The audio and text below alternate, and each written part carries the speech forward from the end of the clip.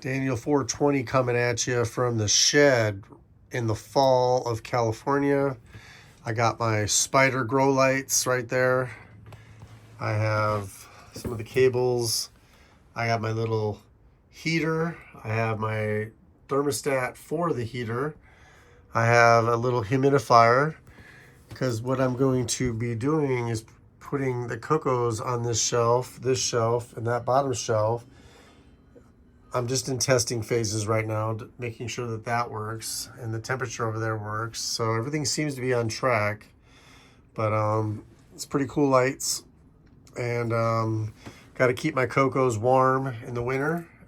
This fan has been testing. It's been coming on when it gets down to 71 and turns off at 73. So that does seem to be working. So I'm going to have to play around a little bit more, get some water in there, get the humidity levels up, because that gauge right there will show me the 59.4 outside and 72 inside. So that seems to be pretty accurate. So when I get everything more organized and done testing, I can...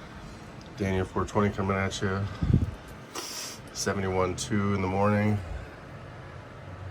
Got the humidity. Remind you, this is rough draft number 1 of the cocos. Inside my newly found shed.